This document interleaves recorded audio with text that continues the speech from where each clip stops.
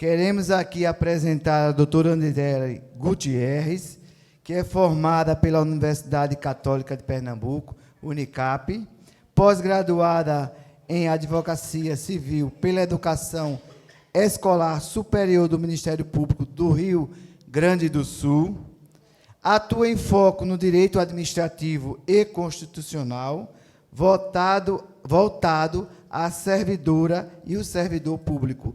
E hoje ela aqui está como advogada do nosso sindicato Simproja e vem fortalecer e também tirar nossas dúvidas de tudo isso que está acontecendo contra o aposentado e aposentada de todo o país. Tá certo? Doutora Andriele. Bom dia, gente. Bom dia a todos e todas.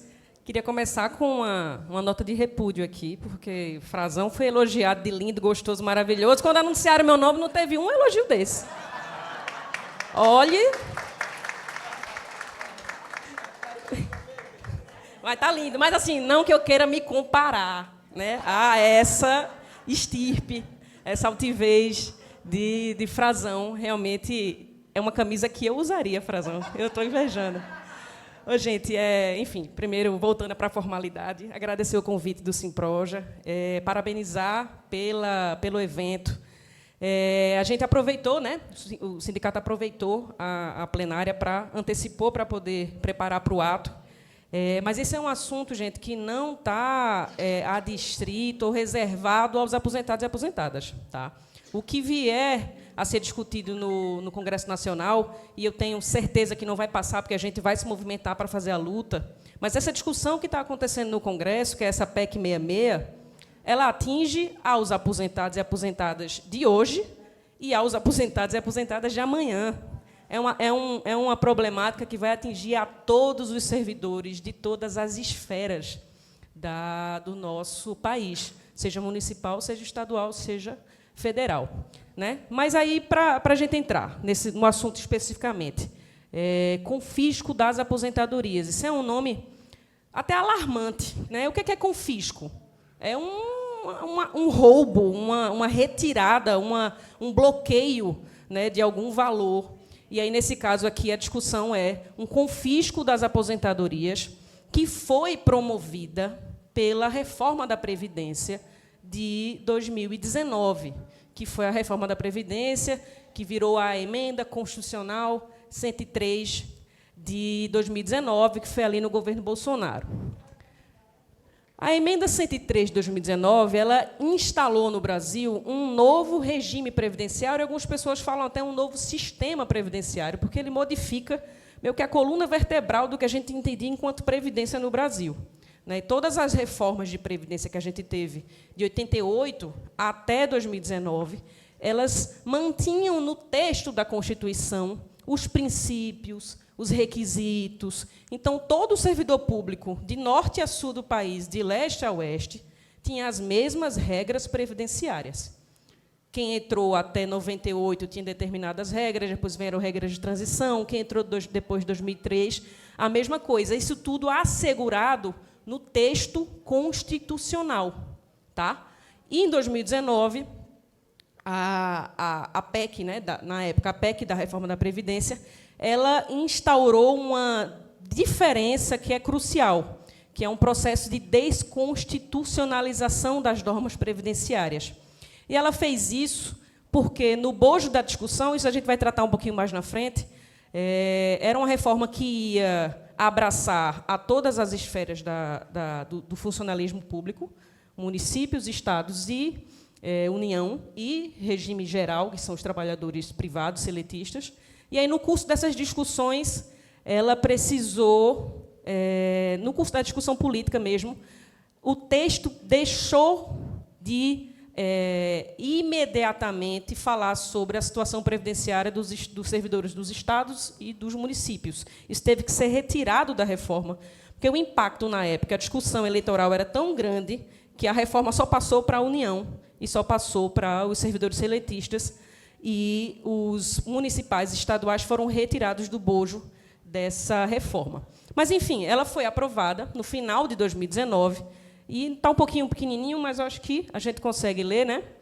Esse novo sistema ele mudou, né, os requisitos de aposentadoria, aumentando o tempo de contribuição, aumentando o tempo mínimo de idade para mulher, para homem, aumentando também os requisitos para professor e professora, e mudou a forma de cálculo dos benefícios de aposentadoria e também das pensões. Então, os benefícios de aposentadoria passaram a ser calculados de modo que o resultado final lá do valor diminui, então a pessoa acaba trabalhando mais e recebendo menos, e também a forma de cálculo da pensão, né? Até 2019, uma pensionista, eu era casada com um servidor, ele faleceu, virei pensionista. Minha pensão vai ser 100% do que o meu falecido esposo recebia. Com a reforma, isso muda, né? Então, é 50% da pensão, mais 10% por cada dependente que fica vivo aqui e que vai virar pensionista. Então, se era uma mãe e 2 filhos, vai ter 50% mais 10% de cada um, 80% daquela pensão. É o que a gente fala de, enfim, a mudança da forma de cálculo da pensão. Isso passou a valer para os servidores federais e passou a valer para os trabalhadores seletistas, que a gente chama, que são os privados, trabalhadores de empresa, já a partir de 2019. Uma outra mudança da reforma da Previdência de 2019 foi a implementação de uma alíquota de 14%. Aqui vocês já pagavam 14%, né? Desde 2016, se eu não estou enganada. Mas muitos estados e municípios e os servidores federais não pagavam 14%, era 11%. Então, teve esse aumento. E também teve a criação de uma alíquota progressiva, que é uma medida prevista na norma, não necessariamente implementada, mas que pode fazer o desconto previdenciário sair de 7,5% e chegar até 22% na alíquota progressiva, certo? E também esses 2 últimos pontos destacados aí em laranja, que são os mais importantes para a nossa discussão aqui hoje, que foi a instituição de uma contribuição extraordinária e também a diminuição da faixa de isenção do desconto previdenciário. Esse nome feio quer dizer o quê? Veja, você trabalhou a vida toda, não é isso? Se aposentou, sempre contribuiu com a Previdência. Se aposentou, a primeira coisa que você quer é o quê? Deixar de contribuir, né, com a Previdência. Me aposentei, passei 30 anos contribuindo, passei 35 anos contribuindo.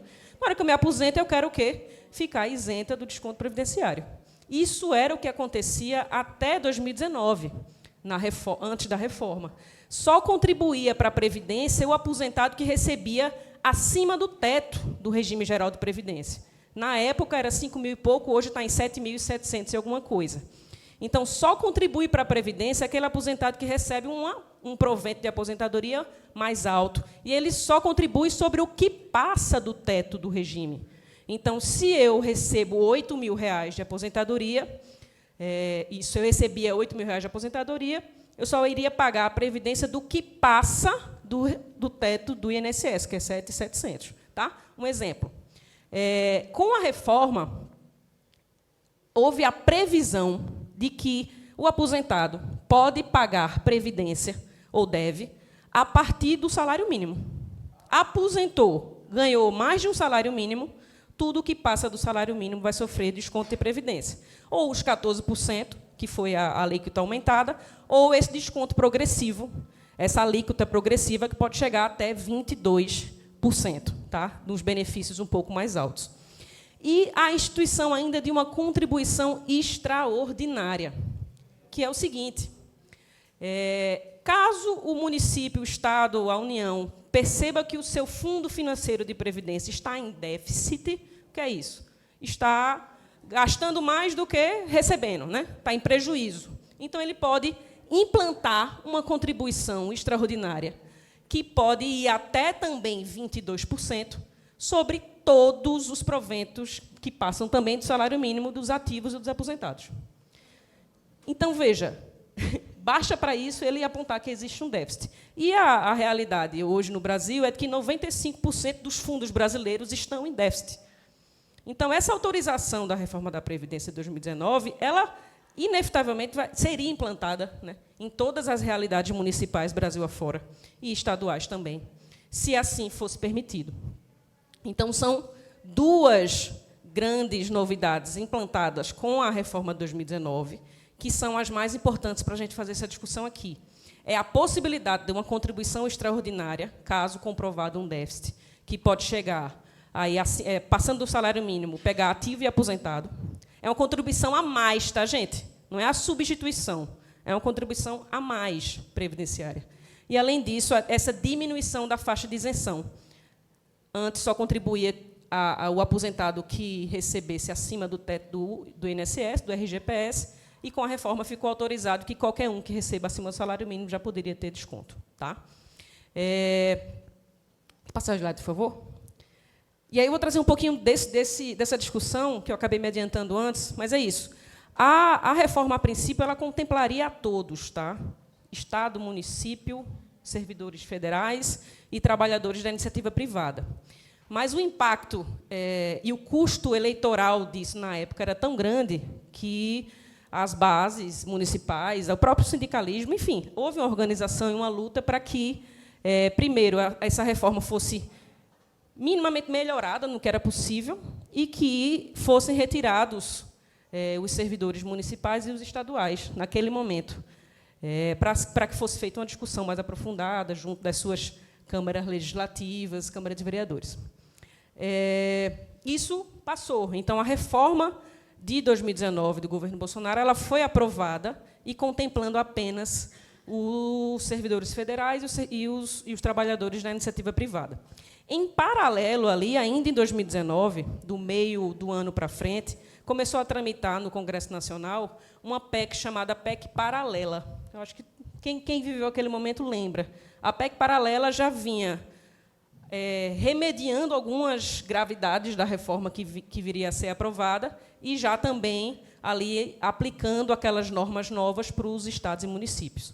Mas a PEC Paralela perdeu gás, não foi aprovada, e aí o cenário que a gente ficou foi cada estado e cada município, se assim quisesse, após ali a EC 103 de 2019, poderia fazer sua reforma previdenciária local ou aderindo completamente aos termos da Emenda Constitucional 103, ou fazendo sua própria reforma, inclusive com a liberdade de prever critérios mais justos, critérios melhorados, formas de cálculos mais benéficas. Enfim, isso ficou ao critério e à discussão local dos servidores com o chefe do Poder Executivo e com a Câmara dos Vereadores, em tese, né? E aí, uma realidade de vocês, por exemplo, em 2021, teve, né, uma lei municipal, aqui a Lei Complementar número 40, de 2021, que reformula o sistema previdenciário aqui de vocês, de Jaboatão, e praticamente todas as regras que a Emenda Constitucional 103 implantou, houve um copia e cola aqui, houve uma pequena melhoria na forma de cálculo do benefício, que, ao invés de considerar 100% do histórico de contribuição, considerou 90%, que seria uma média melhor, mas a reforma aqui, local, não previu contribuição extraordinária, ou seja, essa aqui, caso déficit, eu posso fazer uma alíquota aqui de 14%, 15%, 16%, e nem previu essa diminuição da faixa de isenção. Então, o aposentado aqui do Simproja, de Jaboatão, continua a pagar previdência apenas do que passa o teto. Isso ficou mantido, luta da categoria na época, que conseguiu segurar a sanha ali arrecadatória e de destruição de direitos daquele momento, que era o que estava em voga. Vou passar a sua. Há outros municípios em que houve um copia e cola total da reforma da União. Há outros municípios em que nem reforma teve ainda. Por exemplo, o estado de Pernambuco, a gente ainda não viveu uma reforma da Previdência por nenhum governo que passou de 2019 para cá.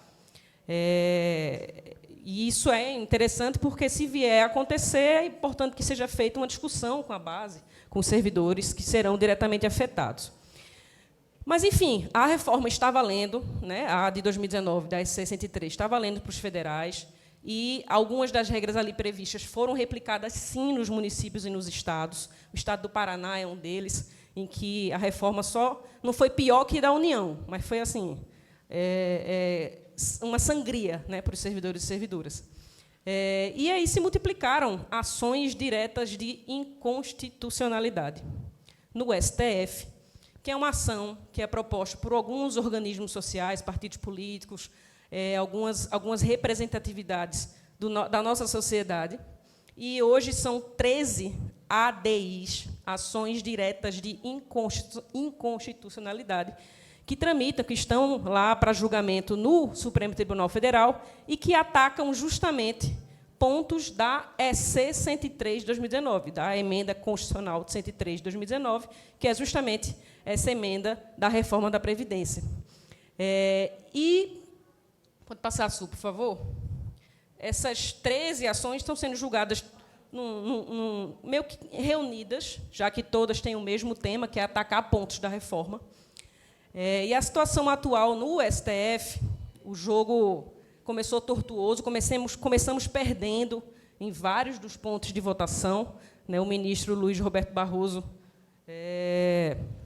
estava validando tudo o que aconteceu na reforma de Bolsonaro, mas aí veio a divergência do voto de Fachin, e hoje o nosso cenário é esse aqui. Tá? Então, a situação atual no STF. Temos já a maioria formada no plenário para declarar a inconstitucionalidade. Qual é o efeito disso? É tirar o efeito daquela norma do plano jurídico. Então, se o STF diz que tal artigo de tal lei ou tal artigo da Constituição é inconstitucional, ele retira os efeitos dessa regra e volta à situação anterior. Certo? Então, hoje temos a maioria para declarar a inconstitucionalidade dessa contribuição previdenciária extraordinária dos servidores e aposentados em caso de déficit de previdência, isso que eu falei, essa possibilidade de ter uma alíquota a mais da Previdência está sendo declarada inconstitucional pelo STF, e também dessa faixa de isenção diminuída. Né? Como eu disse, só contribui o aposentado que recebe, só contribuía, né, o aposentado que recebia acima do teto. E, em alguns municípios e estados, a reforma foi adotada desse jeito, ou seja, passou de um salário mínimo, continua contribuindo Previdência. Ganhou 2, 3 salários mínimos, vai continuar pagando Previdência. Isso também foi declarado inconstitucional pelo STF. São os 2 principais pontos que a gente diz que são confisco das aposentadorias. A massa salarial dos aposentados não é uma massa salarial alta. Né? A gente tem a média dos servidores públicos recebendo abaixo do teto da Previdência, né? Abaixo de R$ 7.700. Então, assim, essas 2 contribuições somadas, em alguns casos, poderiam tirar 40% dos proventos de aposentadoria de um servidor e de uma servidora. Então, realmente, são 2 dos pontos mais graves da reforma, e o STF vem declarar, até então, declarando inconstitucional. E por que eu digo até então? Porque tem maioria formada, não se definiu. Gilmar Mendes, que é um ministro também, ele pediu vista em junho, quando o julgamento estava andando. Quando um ministro pede vista, ele tem 90 dias para poder analisar aquela divergência, dar um voto diferente. E volta, esse prazo do ministro termina hoje é 22? Termina hoje o prazo do ministro, ele vai colocar à disposição do presidente do tribunal o seu voto, devolver o processo. A gente não tem ainda uma data em que será marcado o novo julgamento para se encerrar essa discussão, mas deve ser marcado em breve. E é por isso que é oportuna a movimentação da CNTE, da CUT, de todas as entidades representativas de servidores, em todos os níveis, municipais, estaduais e federais, porque essa declaração de inconstitucionalidade é premente, é muito importante para a preservação da dignidade dos aposentados e aposentadas desse país. Né? A gente tem mais alguns pontos ali que ainda não tem maioria formada, o que o resultado realmente não vai ser aparentemente positivo para nós, que representamos os servidores, e para vocês. Pode passar, por favor? E aí existe essa bola que está com o STF, que, numa leitura fria, é um cenário até positivo, né? Temos placares interessantes, 7-3 ali formados. Isso não quer dizer, tá, gente, que tem um voto para ser entregue e vai ficar 7-4, ganhamos. Porque tem ministros que podem mudar os seus votos. Então, à medida que o ministro Gilmar Mendes oferece o voto dele, divergindo de todo mundo e mudando o jogo, pode ser que um outro ministro, uma ministra, mude de opinião e acompanhe o voto de Gilmar. Por isso que não tem nada ganho. Temos uma maioria formada e é preciso mobilização e pressão junto ao STF, né? Mas, enfim, a bola com relação às ADIs, as ações diretas de inconstitucionalidade, estão com o STF. Mas tem outra bola que está com o Congresso Nacional, que é a PEC 66 de 2023. Pode passar também. PEC é o quê? Proposta de emenda à Constituição. Ela muda alguns artigos da Constituição e os artigos da ADCT. E é curioso, porque ela nasce, a princípio, ano passado, eu fui pegar o texto inicial mesmo da PEC. Ela nasce para fazer um reparcelamento das dívidas de precatório que os municípios têm com seus fundos de previdência. Era só isso, a PEC 66. Era autorizando um parcelamento das dívidas que o próprio município, os estados têm com os seus regimes de previdência. Então, as contribuições patronais, que não são repassadas, tal. E aí havia uma possibilidade de parcelar por 240 meses as dívidas de previdência. E ela nasce desse jeito, aparentemente inofensiva. Então, no curso da discussão no Senado Federal, do ano passado para cá, se inclui um artigo, no seu artigo 1º da PEC, criando um artigo 40-A na Constituição, dizendo o seguinte. Pode passar, por favor, senhora. Pode passar de novo. Pronto. Aos regimes próprios de previdência social dos estados, do Distrito Federal e dos municípios, aplicam-se as mesmas regras do regime próprio de previdência social da União, exceto se preverem regras mais rigorosas quanto ao equilíbrio financeiro e atuarial. Veja o nível da maldade desse artigo. Pode passar uma vez, Su, por favor, que vai ter um destaque ali. Esse artigo ele acaba com qualquer discussão que esteja em andamento nos municípios e nos estados de uma reforma local benéfica, melhor, e acaba, inclusive, com as que já foram feitas. Então, aqui, no município de Jaboatão, como eu coloquei, vocês tiveram uma reforma previdenciária, que foi uma reforma dura, bastante dura, mas que não teve essa previsão desses dois institutos que a gente comentou, a contribuição extraordinária e a contribuição abaixo ali do teto do RGPS, do INSS. Essas duas maldades não foram feitas aqui, e eu tenho certeza que foi a partir de muita resistência e muita luta, né? Mas, se essa PEC é aprovada, com esse artigo 40-A ali, acabou. Volta tudo, inclusive ela prevê prazos. Em até tantos meses, os municípios precisam adequar suas legislações à reforma da União. Então, tudo isso de maldade que a reforma de 19 previu vai passar a valer se isso for aprovado. Veja, a gente vai ler de novo, né? Aos regimes próprios dos estados, municípios e do Distrito Federal, aplicam-se as mesmas regras do regime próprio de Previdência Social da União, que é qual? Previsto na Emenda Constitucional 103 de 2019. Exceto se preverem regras mais rigorosas quanto ao equilíbrio financeiro e atuarial. Ou seja, fica o pior. Se o município, por acaso, fez uma reforma pior do que a da União, que eu acho difícil que isso tenha acontecido, mas a gente, enfim, o pior sempre pode vir, né? Mas, enfim, se o município fez uma regra pior, fez uma regra de transição ou criou uma alíquota majorada para equilibrar ali suas contas, vai valer o pior. E, na ausência, vale o da União, que já é isso tudo que a gente conversou aqui, que tem essas possibilidades, essas maldades todas, que realmente promovem um verdadeiro confisco das aposentadorias dos servidores e servidoras. Tá? Pode passar, Su, por favor. E aí, já para concluir, né, para a gente fazer realmente a mobilização, dia 24/10, agora quinta-feira, como já foi dito, temos um ato que é nacionalizado, que é puxado pela CUT, da CNTE, que é puxado pelo Fórum, que tem uma aliança,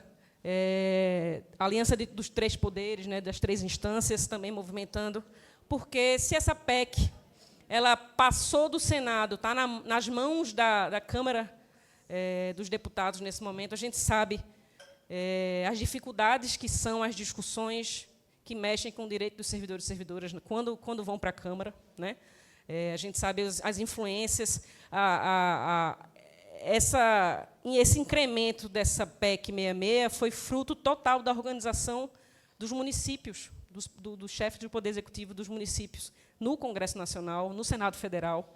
Então, é uma maldade assim imensa e que é preciso uma resistência, uma mobilização forte de todos os setores, de todos os servidores e servidoras, ativos e aposentados. Então, dia 24/10, aqui em Recife, eu confirmei com o companheiro, vai ser no TRF5, na frente do TRF5, né? Todos os sindicatos, 9 horas, vão estar mobilizados nesse dia. Então, duas frentes de atuação, não tem uma mais importante que a outra.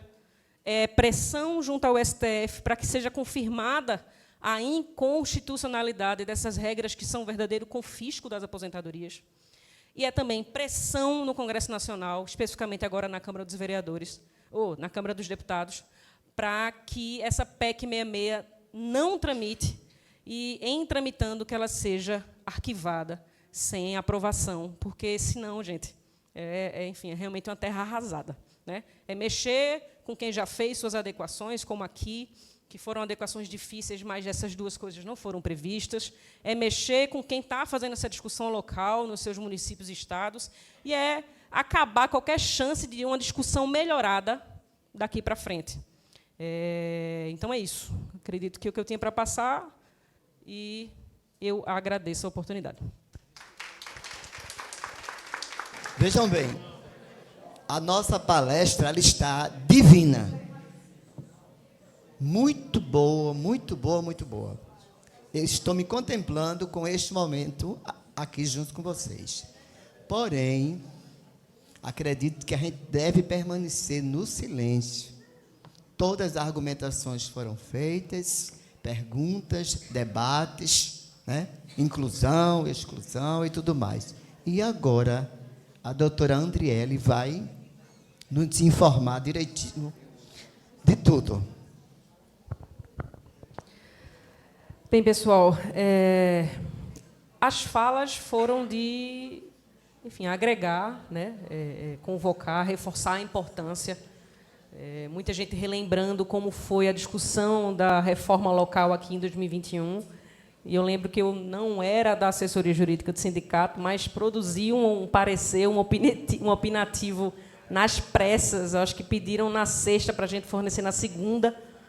E já naquele tempo a gente vinha numa discussão muito acumulada, né, das reformas, e conseguimos contribuir aí para a luta naquele momento. E essas maldades que foram faladas, que estavam previstas na reforma, não foram aplicadas aqui por mobilização, luta e resistência. Eu não tenho dúvida disso. Não tenho dúvida. Essa previsão, eu nem lembrava, viu, Ronildo, confesso, de que tinha a previsão de que suspenderia em 6 meses a pensão, é isso? Eu confesso que nem lembrava, realmente é pior do que a reforma federal. Mas é isso, eu quero fazer o socorro, e eu acho que a pergunta mesmo, a pergunta objetiva que teve com relação à explanação foi que danado é esse déficit e como é que ele se forma, né? Ronildo chegou a pontuar o fundo capitalizado. Eu não vou entrar muito nessa discussão, porque a maioria aqui, eu diria que a integralidade das pessoas dessa sala estão aposentadas pelo fundo tradicional, né, pelo fundo de previdência tradicional aqui de Jaboatão, que aqui em Jaboatão e nos outros municípios do estado, eles têm essa natureza, que é a natureza da solidariedade. contributividade e retributividade. Mas, para a nossa discussão, o mais importante é essa palavrinha, solidariedade, né, que é muito conhecida do nosso linguajar, do nosso dia a dia. Mas, para fins previdenciários, o que é que isso significa? Né? Os ativos, ou seja, os servidores que estão trabalhando em atividade, pagam um valor de previdência todo mês, que é direcionado a esse fundo, que, por sua vez, paga as aposentadorias de quem já está aposentado. Então, a contribuição previdenciária de vocês, quando estavam na ativa, não iam para uma conta individualizada sua para lá na frente pagar a sua aposentadoria, não.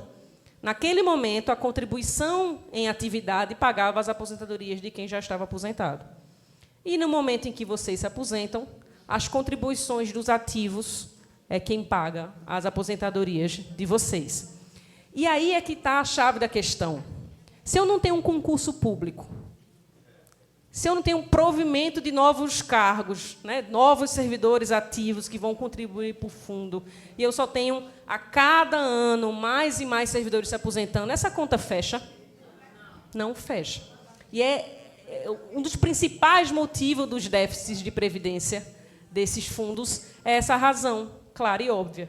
Né? Os municípios não promovem concursos públicos. Quando promovem a cada 10, 15 anos, não fecha, a conta não fecha.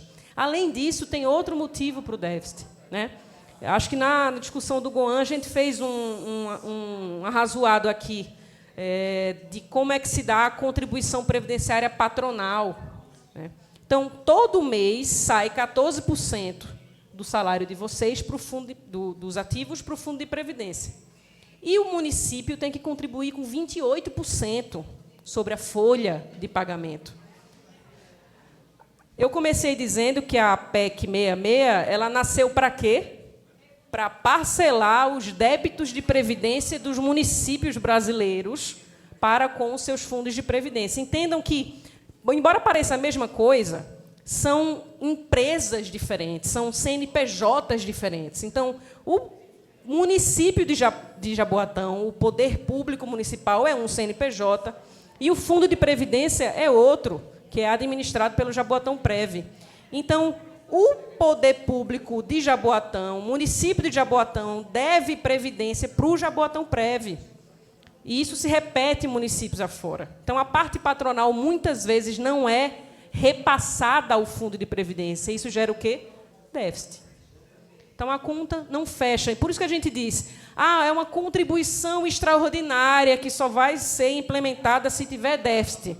Vai ter, tem. Se isso ficar autorizado na mão de um prefeito, na mão de um governador, vai ser implementado, vai ser viabilizado. Então, além de poder contribuir, me aposentei, recebo mais de um salário mínimo, vou contribuir com previdência. Tá? Isso já está previsto na reforma, e se for ampliado com a PEC 66, vai começar a valer para todo mundo. Além disso, eu ainda posso ter uma contribuição extraordinária, que pode durar, viu, no texto da reforma original, ela pode durar até 20 anos. Então, é uma contribuição ordinária e uma extraordinária, que pode chegar a 22% e que pode durar até 20 anos. É terra arrasada, gente, é terrível. Né? E isso, como bem Mariana colocou, passou na surdina pelo Senado Federal. E a gente tem, já observando os debates políticos de diversos temas no Congresso, a gente sabe que as coisas mais graves elas passam com mais facilidade na Câmara dos Deputados. E chega ao Senado, que a discussão, né, com menos gente, com menos senadores, é uma discussão muitas vezes mais qualificada, inclusive, e as coisas a gente muitas vezes consegue barrar no Senado. Né? Nesse caso da PEC 66, ela já saiu do Senado. A maldade começou pelo Senado. E agora está sendo enviado para a Câmara dos Deputados. E vai ser votada em 2 sessões também, e precisa de um quórum qualificado. Vejam, essa PEC não ter tramitado com mais rapidez ano passado tinha uma razão clara de ser. A gente estava do ano passado para cá, né? Está em eleições municipais. Né? Então, a aprovação de um novo chefe do Poder Executivo. Então, o pessoal acho que também não quis se desgastar com suas bases locais. Né? Realizada a eleição, a partir do ano que vem, os parlamentares se sentem mais soltos para fazer essa discussão no Congresso, né? Se sentem mais autorizados, com mais fôlego para fazer essa discussão. E é justamente nesse momento que a base, né, os interessados, as interessadas finais, não podem descansar, não pode fechar o olho. Né?